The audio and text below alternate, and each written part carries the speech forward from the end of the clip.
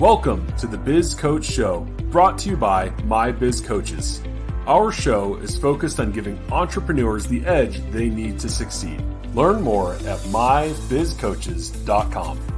Your host is Eric Whitmoyer, owner of My Biz Coaches. Eric is a business coach, serial entrepreneur, author, and speaker. Eric is passionate about sharing his knowledge and insights with small business owners so they can transform their businesses and achieve peak success. Learn more at mybizcoaches.com. Well, Eric, great to be with you today. How are you doing? I'm doing well, David. How about yourself? Hey, I'm doing good, man. Appreciate you asking. And I know we've got a fun episode planned today. Oftentimes we talk about, advice and tips for small business owners, but we're taking a little bit of a different approach to it. And today we're talking about 5 ways to ruin your business and then also how to avoid them, right? So kind of taking a different approach to it. And I know we've got a lot of great insights lined up for our audience today. And I think the first thing we're going to start with is really customers, right? Lifeblood of any business. And one of the first ways that you can ruin your business, or one of the fastest ways to ruin your business, is neglecting your customers or neglecting that customer experience. And really that's a recipe for disaster. So Eric, maybe tell us a little bit more about that and how business owners can avoid neglecting that customer experience. Yeah, it's funny as you say this, and I'm thinking through even like current clients, previous clients. I would be surprised. I mean, we spent, I know you were pretty close to 20 years in retail, about half of that in training, and then a good portion of it anyway, you did retail as well. I've got 25 years of retail, and it seems to me it would be second nature as far as, what it takes to have a good customer experience, have your customer feel like they were treated well, right? But we also had the gamut of different types of experiences, people that were, belligerent. And I mean, we had some really unique bad experiences as well with the retail model. But my point is that as I think through it, there's more than I thought. There are a number of clients or people that I've worked with, experienced, that don't know how to give a good client experience. Yeah, it's a little concerning. A couple of things you kind of mentioned. A poor customer experience. What can that look like? Well, certainly not hearing your customer, not knowing what it is that they're looking for. The service-based business, we provide services, and one of the things that can be very obvious is that we have a tendency to not necessarily put ourselves in the client's shoes. Yeah.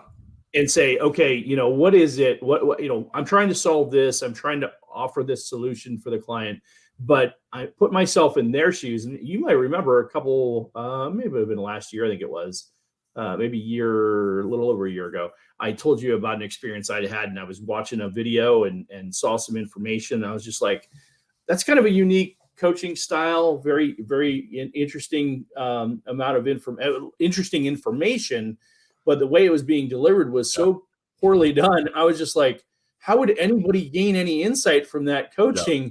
I mean, I told you, it was like hand drawn on the right, and like he's got a what do they call a whiteboard on Zoom, and they're going like this, and lines going everywhere, and I'm like, illegible.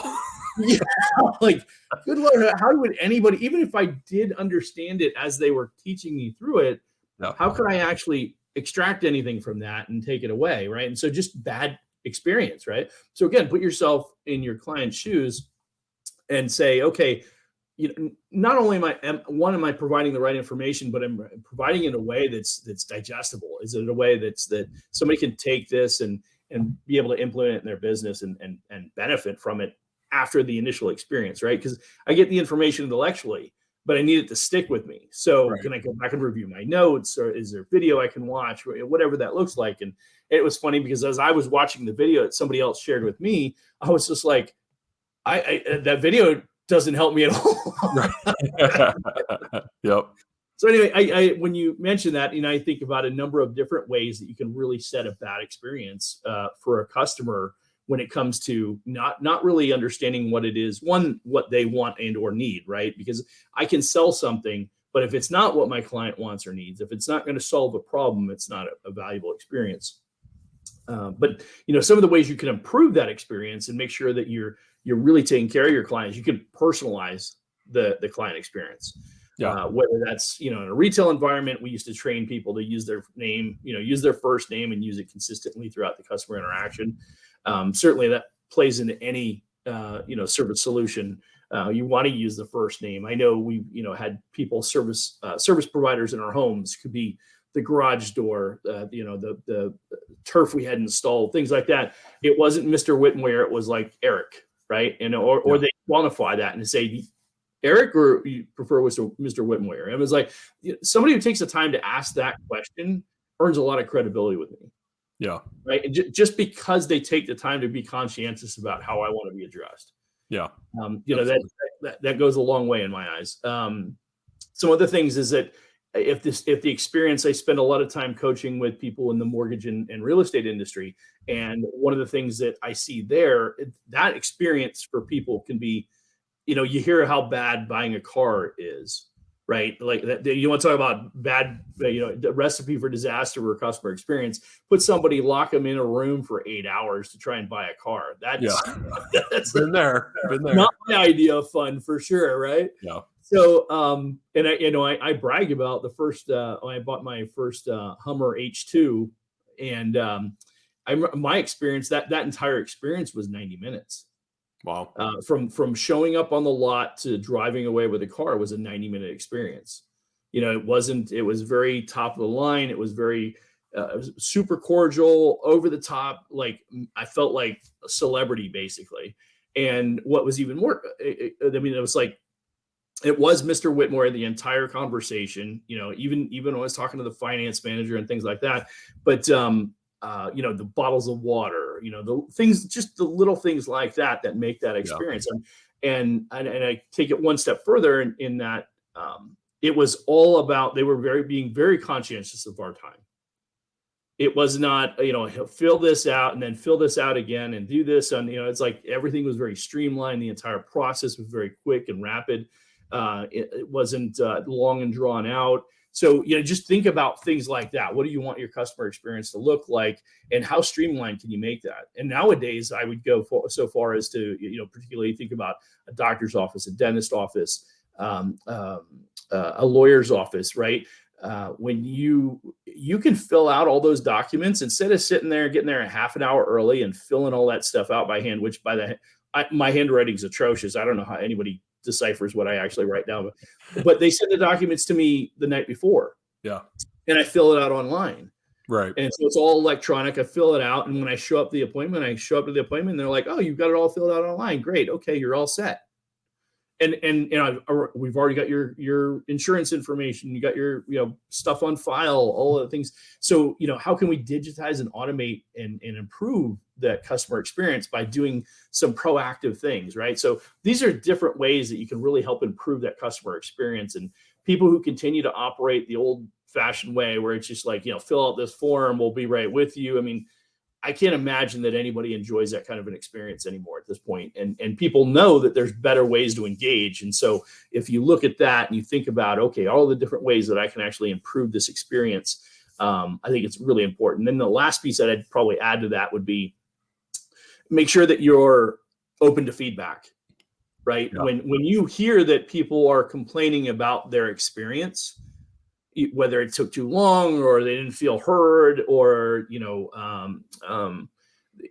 they didn't quite get the feel that they were expecting or hoping for or whatever, then you should be willing to adjust accordingly, right? So I think that's another thing, is that you may not have it perfect when you get started in your business, or you may not be ideal now, but you're recognizing, hey, I can offer a better customer experience. By going through and analyzing that and taking that feedback, now I can go back and actually can create a better solution. Yeah. And I think that's probably the most important piece, is then being willing to continually look at your customer experience and try to improve on it. One of the things I do this with all aspects, but I think customer experience has got to be one of them for certain, is that I prescribe to that concept of CANI, constant and never-ending improvement. So I'm always looking at my experience. I'm always looking at my what I'm providing and saying, okay, is this the best that I can do? Could I do it better? And if I could do it better, how would I do it better? And so I think that's another piece that you kind of add to that concept, that when I'm taking the feedback too, I'm also looking at it myself and saying, is this the kind of experience that I would want my client to have when they engage with my business? Yeah, absolutely. Some really good points there. And I think what's interesting is, sometimes the more successful you are, the greater you lose sight of that customer experience, right? So the bigger you get, right? Initially, you're just like, man, if I could just get a handful of customers, I'd be winning. And then you finally get that and you get more. And then all of a sudden you have a steady flow, you've got steady revenue coming in, and you don't focus on that aspect of your business as much. And so easy to lose sight of it. So I think, as you talked about, kind of thinking through that process, and even if you can, almost going through that process as if you're a customer, sit in the waiting room and see what that's like. What are the chairs like? Is there quiet? We should have music playing, going through that as close as you can, or at least, talking to customers that have recently been through it and really taking that deep dive can really be helpful. Yeah. It makes me think of the whole undercover boss. Absolutely. Right? Yeah. That's like the extreme version. And if you could, it'd be amazing the insights you get from it. So absolutely. Particularly if you could actually, and this is actually this, I would add this in there.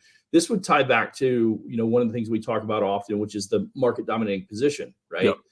And, I'll ask clients when we do our exercises, our initial assessments, I should say, we go through and I ask and I say, hey, if everybody knew exactly what you were trying to convey to your clients in the best way possible, right? Everything was an ideal scenario, but your employees would say it exactly the way that you said it every time. How often do you think it happens that way? And I'll ask, and sometimes they're really honest with themselves and they're like, probably never, or very seldom. Right.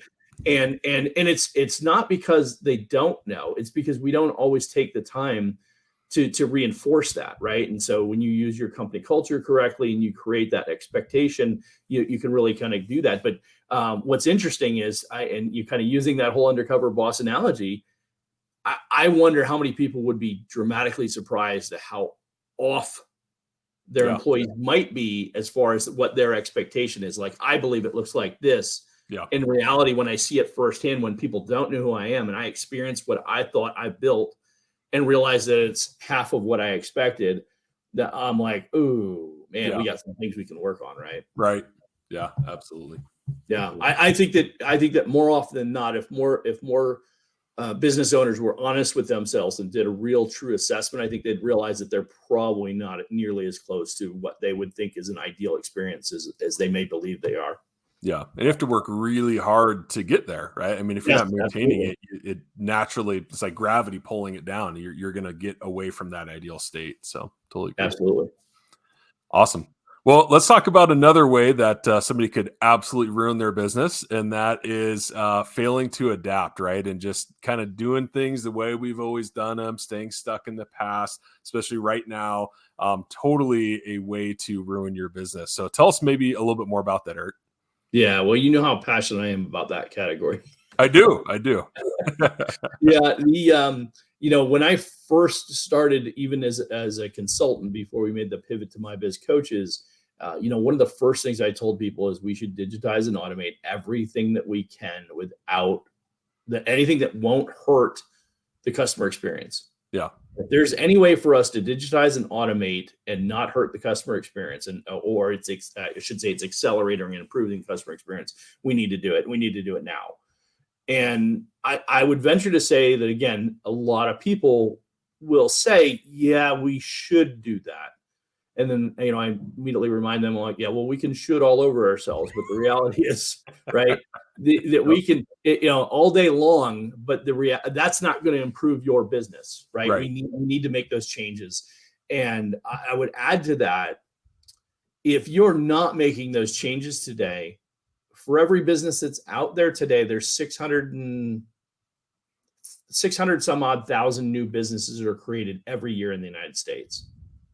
Right. So I don't know, break that down by 50 states. How many is that per state? Is that 12,000 businesses per state? That's how many per city, right? I mean, start breaking it down. How many?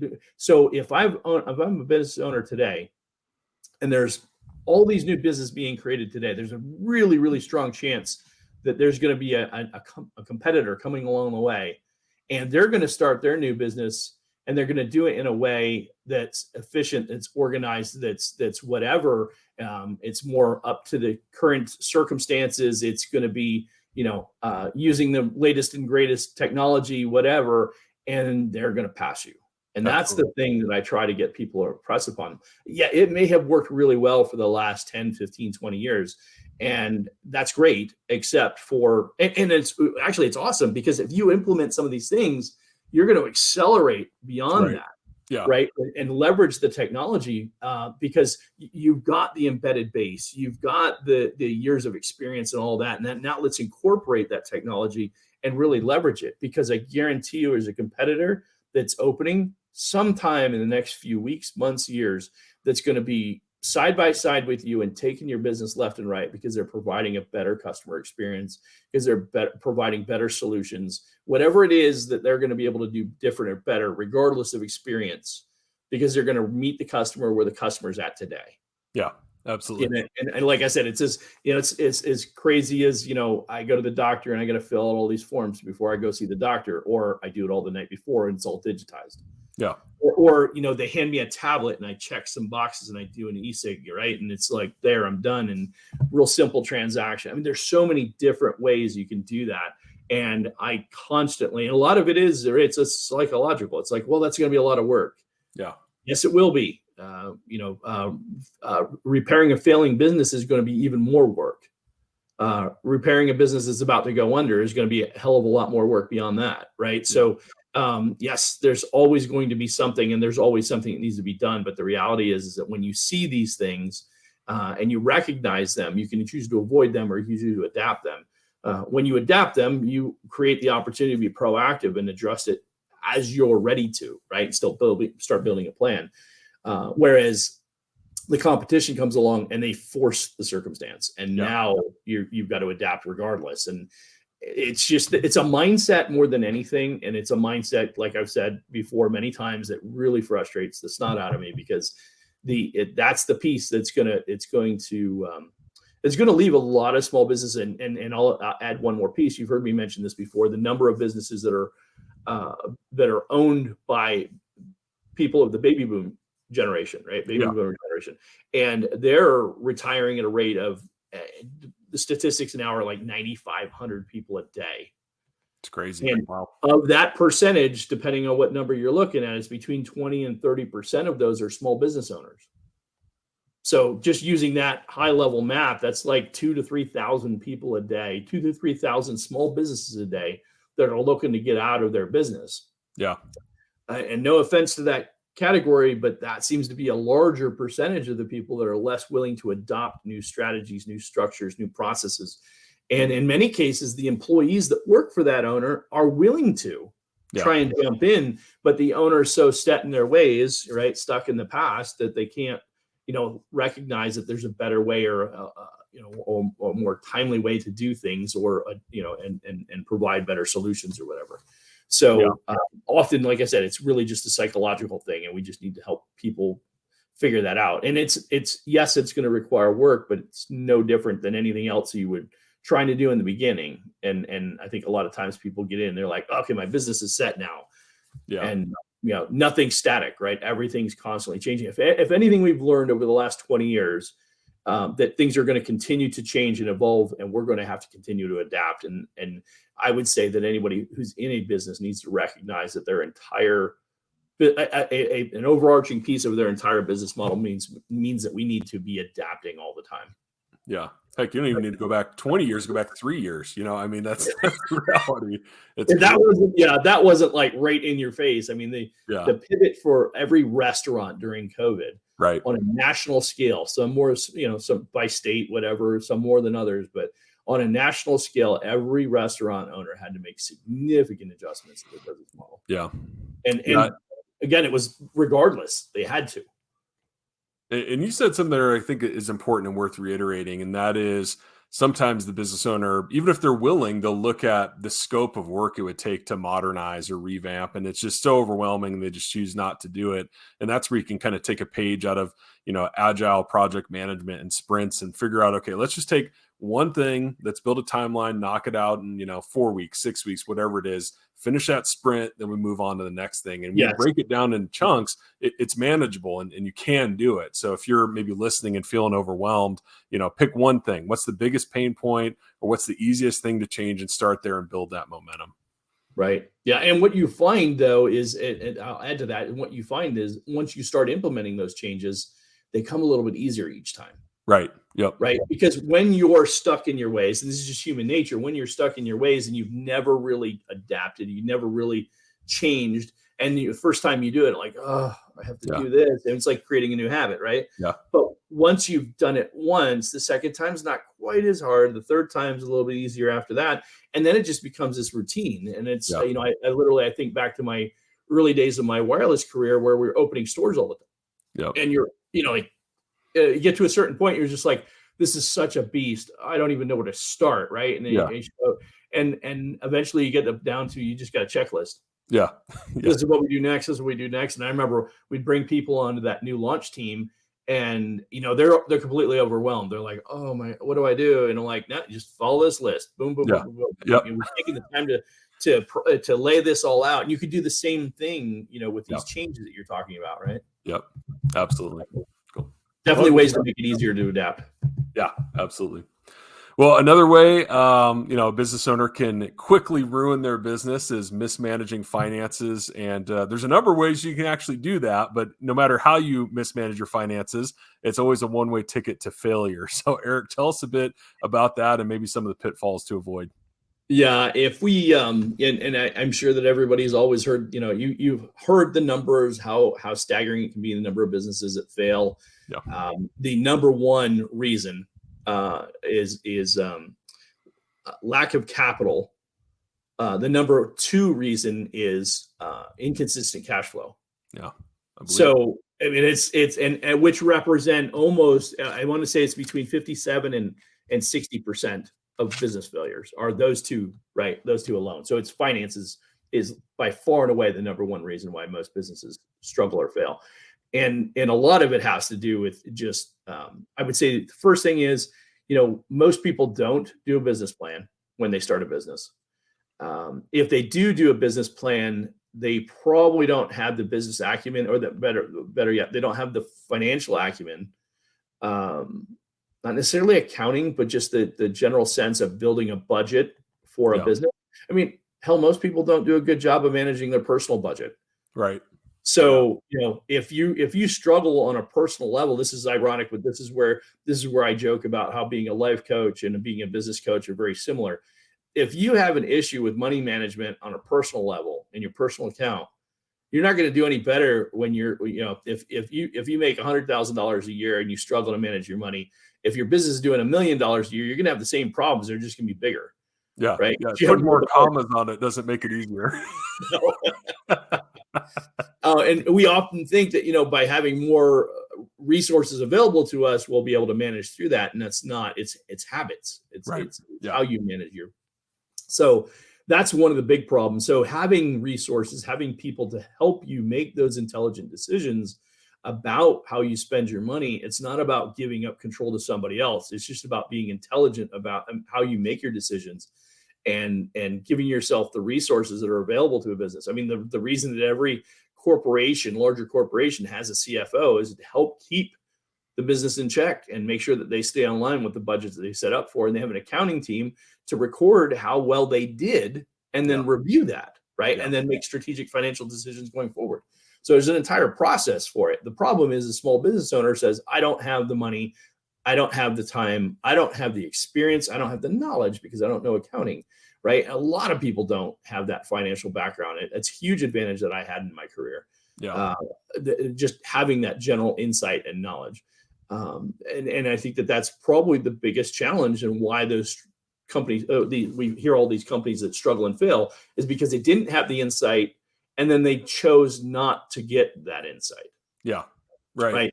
I mean, if you didn't, if you didn't know how to do marketing, you'd go find a marketing person to do the marketing for you. Yeah.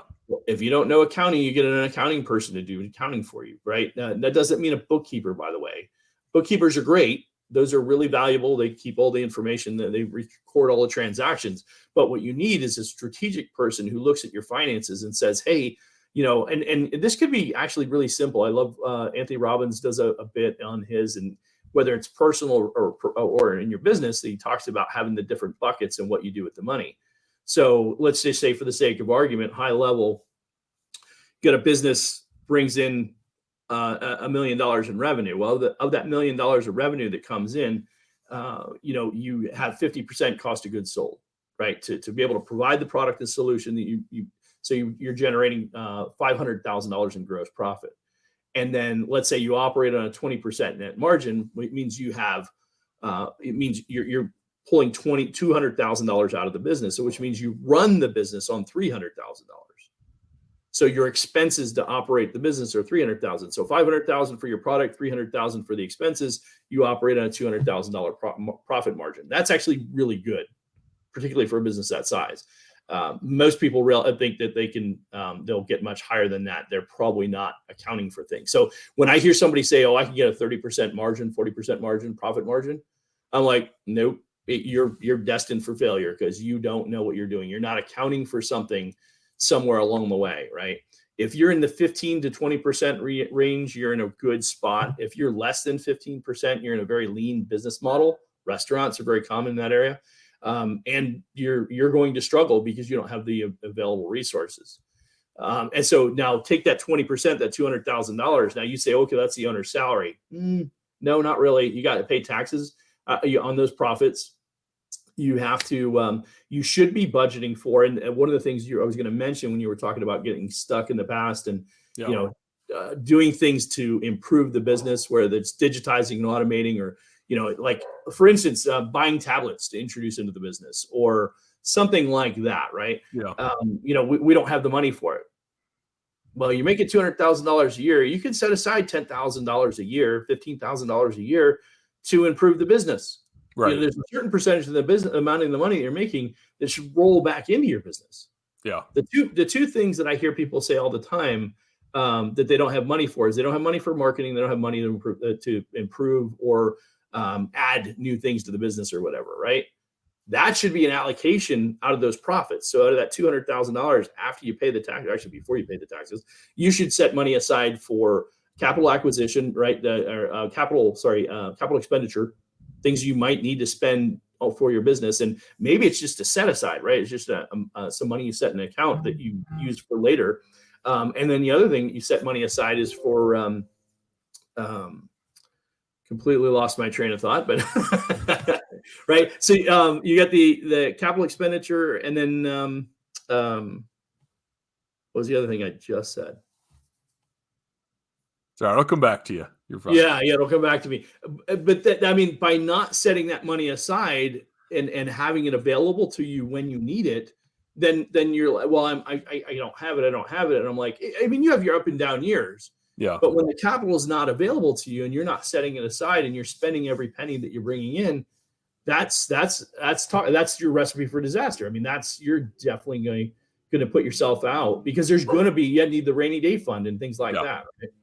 Yeah, certainly failing to plan is an aspect of mismanaging finances, right? And so I think that's something that, I think people, when you're mismanagement, you think like embezzling or things like that, but really it could just be not having a plan, not having a budget, not tracking your cash flow, right? All those sorts of things that you mentioned. So great point. Well, another way that you can easily ruin your business is by ignoring your marketing, basically ensuring that nobody knows what your business is or what you do, right? And so marketing, very important, and I think oftentimes gets neglected, or if it is being done, maybe it's not being done very well. So maybe tell us a little bit about the role that marketing plays in your business. Yeah, so that was the other thing that I just lost my place on.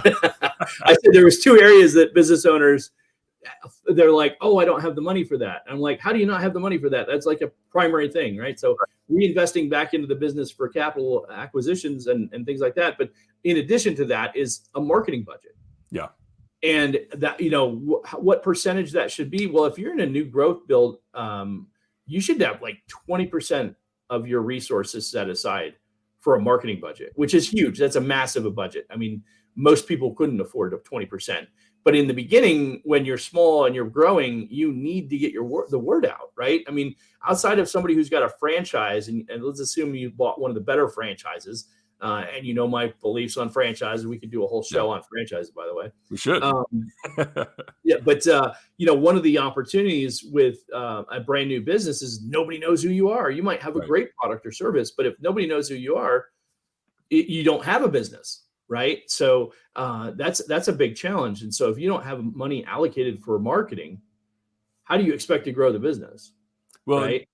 And sorry to interrupt, but that going back to your comment earlier about having a business plan, is that's one of the things that people don't put into the business plan, or maybe they way under budget, and all of a sudden they realize, man, I get into this and I open the doors and nobody's coming in.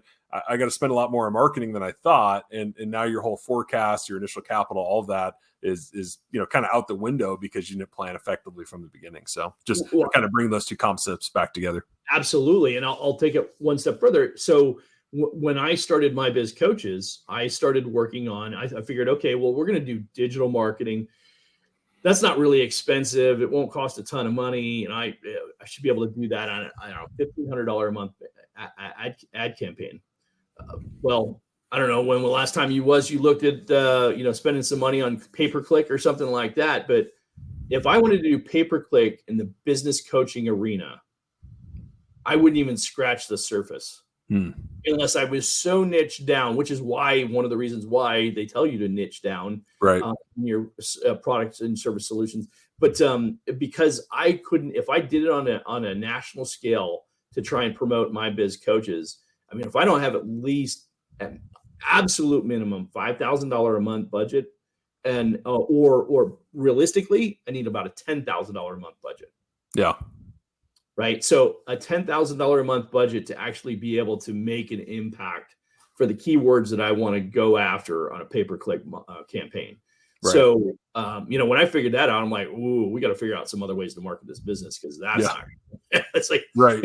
All right. So my revenues are barely $10,000 a month. I can't spend that, in the early days. I'm like, no, this isn't going to fly. So how do we compensate for that? But that's a prime example of, not budgeting correctly. Not having to do the due diligence. I figured, I could run. I mean, I was literally thinking back, probably 15, 18 years ago, whenever I had my wireless business, we run some ads. I probably spent $2,000 a month on advertising. Yeah. And that was like these print magazines and the Coupon Clipper, and I don't know, whatever you would normally do for a little retail shop. I think I was probably in 4 different shopping periodicals, basically, right? And my total ad spend per month is maybe $2,500 a month, and that was more than enough to suffice for multiple stores, not just one, but multiple stores. So fast forward. I'm launching my Biz Coaches, and I'm thinking I'm going to do digital. That's even more cost effective. And then I look at it, I'm like, yeah, but because it's so competitive in the business coaching space, the cost to be able to build a campaign is so much more expensive than I expected. Yeah. So, and I think that happens to a lot of people. Somebody will tell them, oh no, $500. SEO work, that's another good one. It's like people are paying for SEO work. Well, that's great. That's definitely something you should be doing. But you also need to know that that's a 6 month to a year play before you really see any benefit from SEO work. Yeah. Right. And that's assuming it's being done correctly. Right. So, I mean, you're outsourcing to somebody that's doing that, and they're tying keywords into your ads, not just your ads, but more importantly, on your website, your copyright on your website is done in a way that'll generate that traffic and bring you that organic traffic that SEO is supposed to bring you. But if your site's not optimized for that, you're not going to benefit from it. Yeah.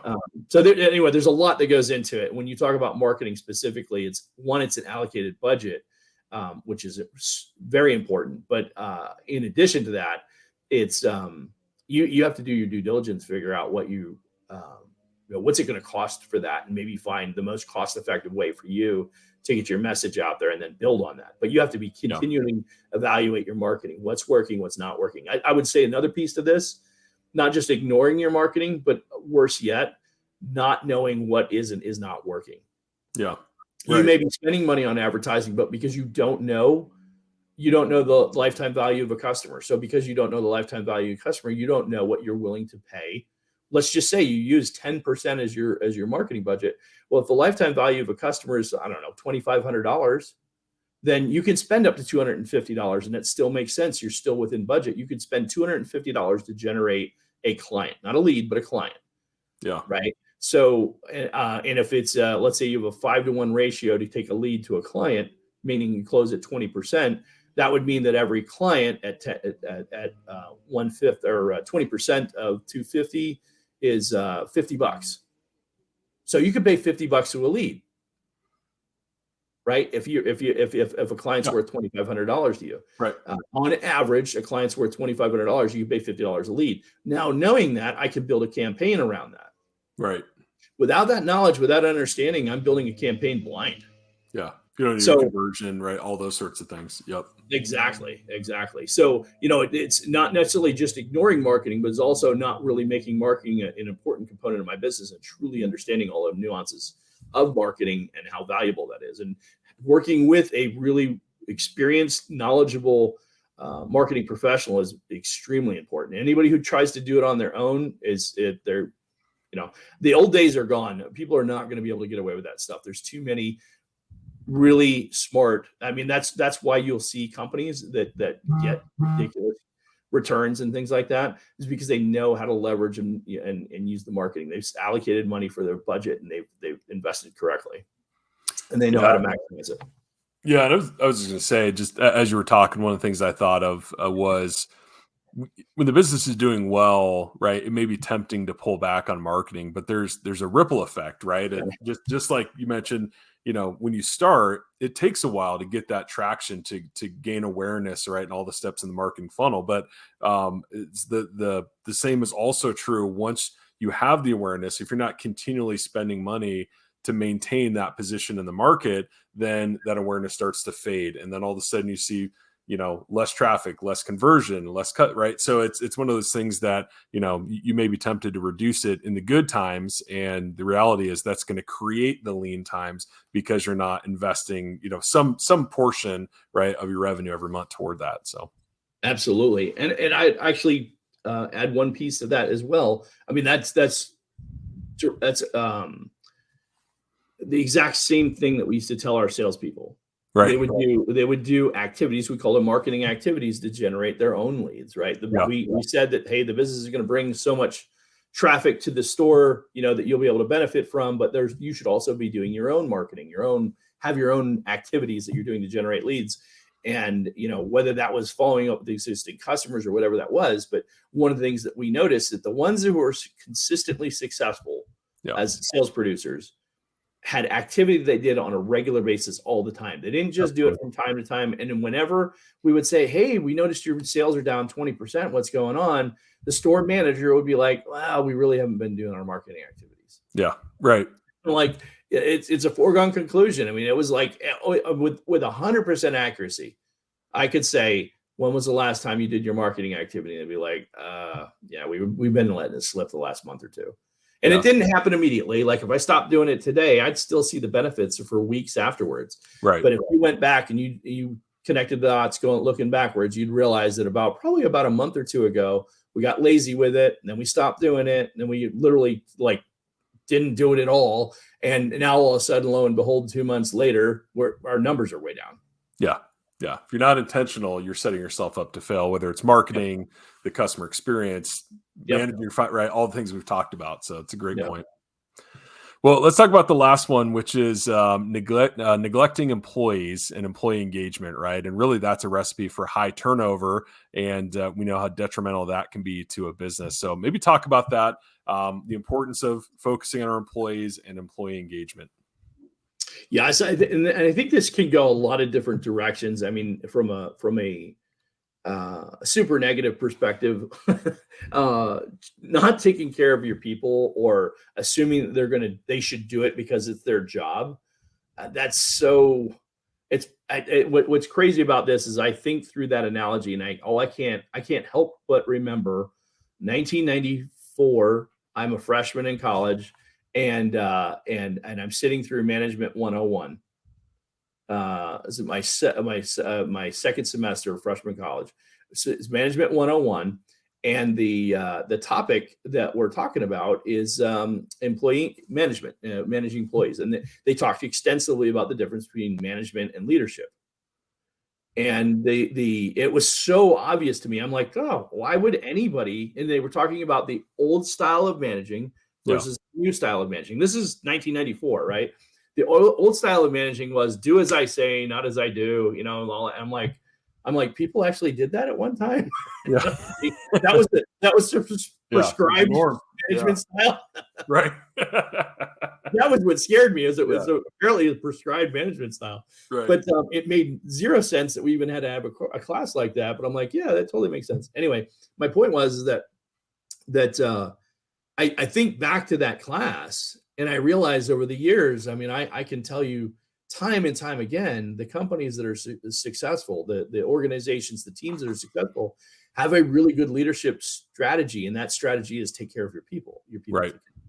Right. And I don't think that I don't believe that to be like this should be this angelic music playing. It was like, oh wow. I was like, and I was like, how do you not realize that? But I will continue to be surprised every time I engage with somebody, and the first thing out of their mouth is, well, they should just be happy to have a job. Or I'm like, do you realize how many people are walking away from their jobs right now because they work for idiots that have that kind of an attitude? Right. You know, that's why people don't feel valued, and they're not going to work for somebody they don't feel valued for it. That's not just a millennial thing. That's not a Gen Z thing. I wouldn't work for somebody who didn't appreciate what my contributions were. Right. Right. And I'm Gen X, and I can tell you that I heard my dad. I remember my dad growing up and his frustrations of something similar, and he was a baby boomer. So I mean, that's consistent across all generations over the last, I don't know, 60, 80 years, whatever that is. The reality is nobody wants to work for somebody who doesn't appreciate them. And often this attitude of they're dumb and I have to tell them what to do is really, it's a completely misconstrued concept. Yeah. And employees, generally speaking, want to do the right thing. We just don't provide the right environment for them to do that in many cases. I'm not saying always. Right. I'm just saying in many cases. Now, certainly there's your 10% that are going to do stupid stuff no matter what. You know, they're going to be idiots and they're going to do dumb crap, and it is what it is.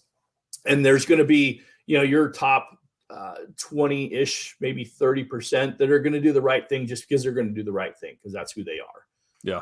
And then, but the difference is that middle, right? That group in the middle, whatever that's 40, 50, 60% in the middle. They're the ones that are influenced one way or the other. So if leadership's crappy, they're going to be crappy. If leadership's good, they'll lean to the good side and you'll get more out of it. And that's when you get the better productivity numbers. That's when you get more people hanging around longer because they're like, it's actually a pretty decent job. These people are cool. I don't even like my job, but my boss is really cool. I don't love what I'm doing. It's not that I don't like it. I don't love it, but my boss is really cool and I enjoy working with him. And, you and I both know people don't leave jobs. They leave leaders. Yeah, managers, exactly. Yep. So kind of bring that full circle. I mean, if I told my story again about the success that we had at our previous employer and the sales success that we had over a 2.5 year span of time after I introduced the success principles, or I took the 67 success principles that I was taught at that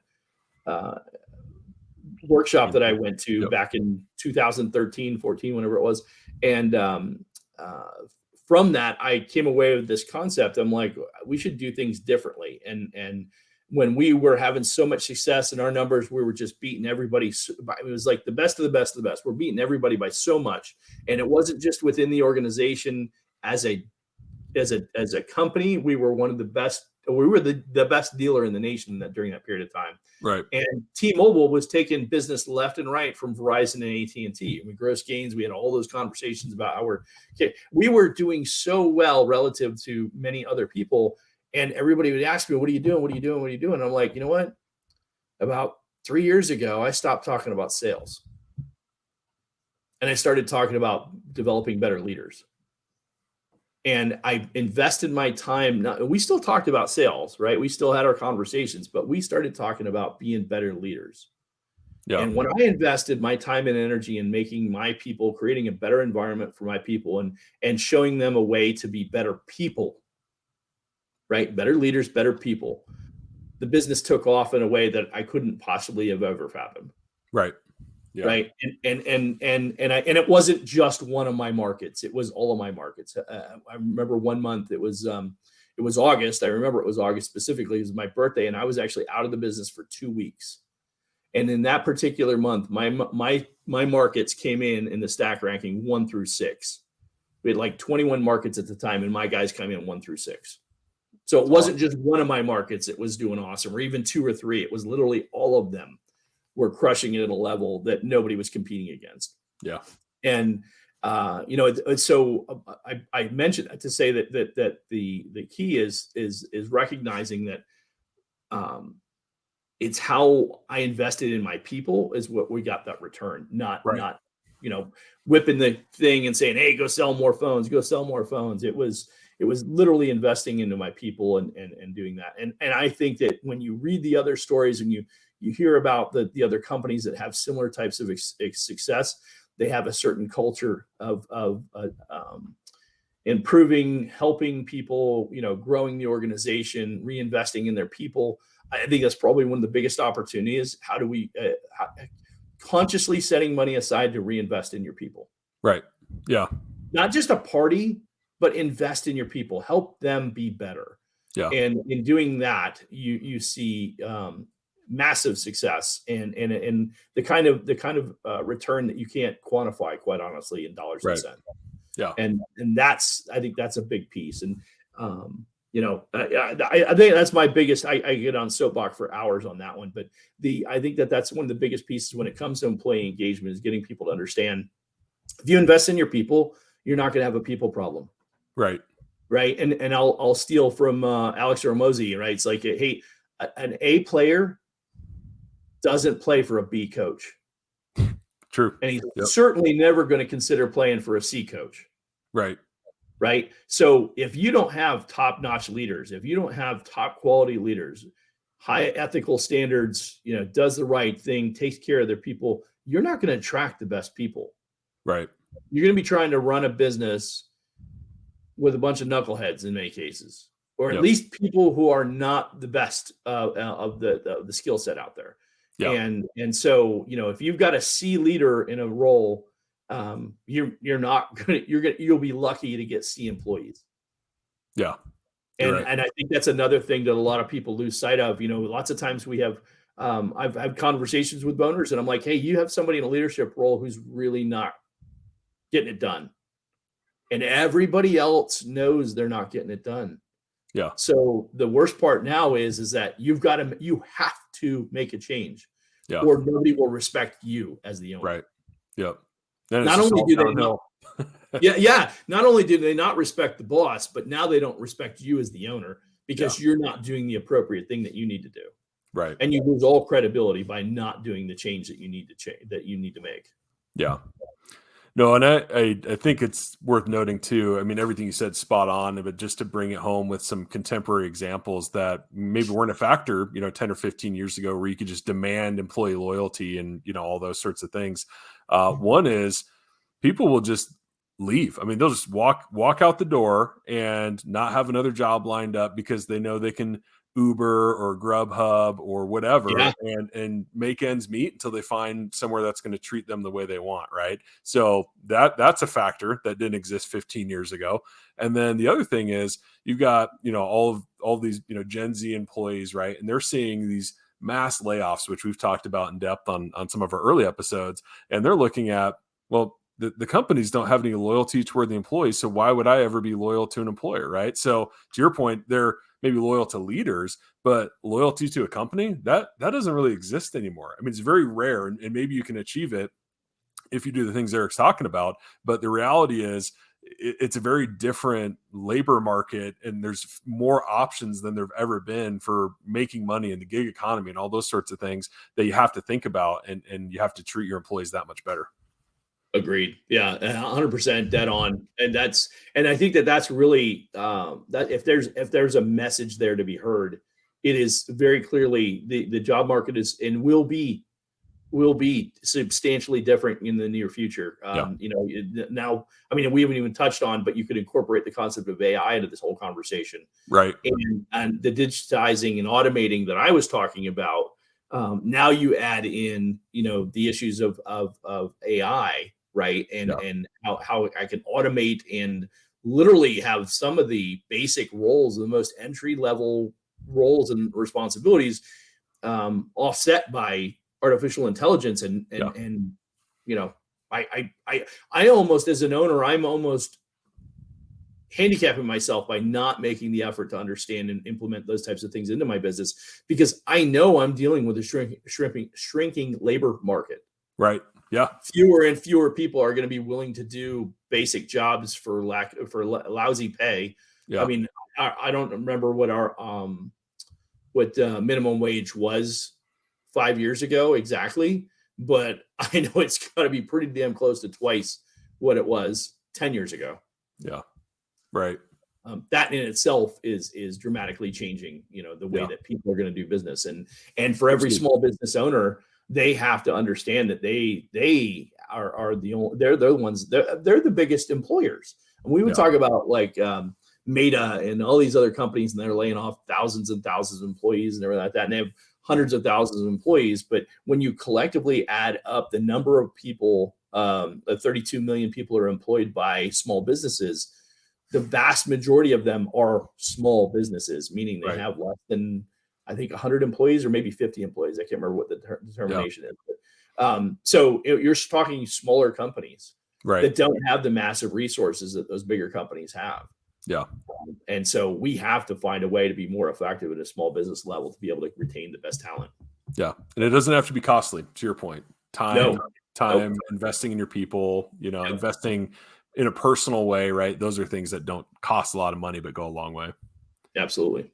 So, well, awesome. Well, hey, a lot of great topics today. Let me just recap a couple of action items that our listeners or viewers can take with them. Really, the first thing was make sure you constantly prioritize exceptional service and customer satisfaction. That's one of the biggest things that you can do that if you neglect is going to be just totally detrimental to your business.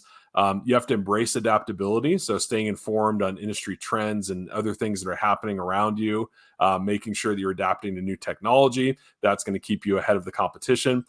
Managing your finances wisely with robust tracking and budgeting, and really, making sure you understand what your, KPIs are, and really monitoring those consistently. Investing in effective marketing strategies to reach your target audience, and continually reinvesting into them, right? We talked about that. And then treating your employees better than you want them to treat your customers. And that's a great way to keep them engaged, keep them happy, and reduce turnover. So a lot of great stuff, Eric. Appreciate it. Anything you want to spotlight that's happening over at My Biz Coaches before we wrap up today?